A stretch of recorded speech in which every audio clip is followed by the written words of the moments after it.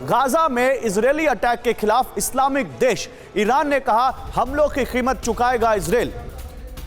Islamic देश अब Israeli attack के खिलाफ आ गए हैं।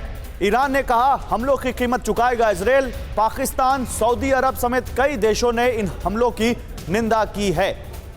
हाल के दिनों में हमने देखा अमेरिका की पहल पर कुछ इस्लामिक कंट्रीज से इजरायल के संबंध सुधरे, कुछ ऐतिहासिक समझौते हुए, लेकिन अब गाजा पट्टी पर इन नए अटैक के बाद तमाम वो देश जो इजरायल के साथ समझौते जिन्होंने किए या जिनके बीच वो बर्फ गली जो सालों से जमी हुई थी, वो एक बार फिर इजरायल के खिलाफ खड़े दिखते हैं। इजरायली हमलों के खिलाफ कौन कौन से इस्लामिक देश हैं ये हम आपको बताते हैं, और वो इस्लामिक देश क्या कह रहे हैं। और ये कहा जा सकता है कि ईरान इन इस्लामिक देशों के इस पूरे विरोध को लीड कर रहा है। आप समझिए, सऊदी अरब, मिस्र, ईरान, संयुक्त अरब अमीरात, पाकिस्तान और कतर, ये वो देश हैं जो बस एक कॉल कर सकती है आपको कंगाल।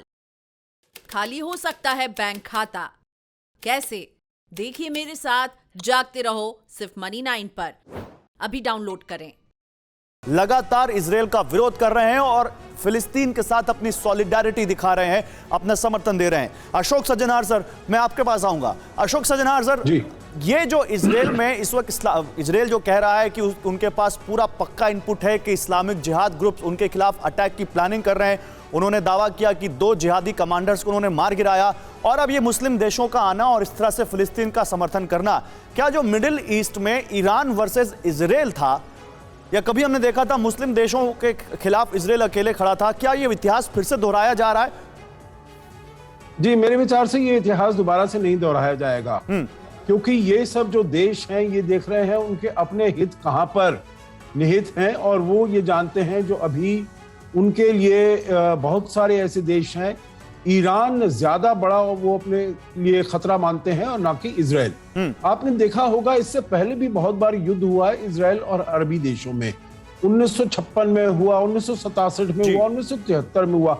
सभी जो अरबी देश थे गौरव, ये सभी साथ मिल गए थे, परंतु फिर भी इजरायल का जिसे कहा जाए वो बाल भी बांका नहीं कर पाए। यहां तक कि इजरायल जो उनकी टेरिटरी थी, चाहे वो गाजा स्ट्रिप हो, वेस्ट बैंक हो, गोलन हाइट्स हो, यहां तक कि सिनाई पेनिनसुला भी उसने ले लिया था इजिप्ट से। तो इसीलिए इनमें इतनी शक्ति नहीं है जो इजरायल के विरुद्ध वो खड़े होकर कुछ कर सके।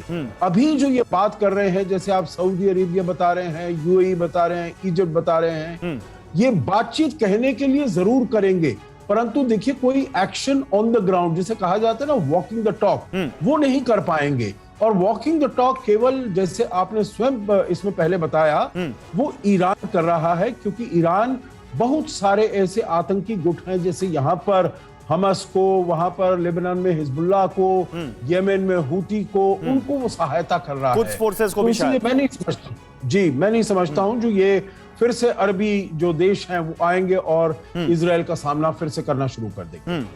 क्या आपने भी खरीद लिया है गलत शेयर? हो गया है भारी नुकसान? देखिए मेरे साथ 80-90 पूरे 100 सिर्फ मनी 9 पर। अभी डाउनलोड करें।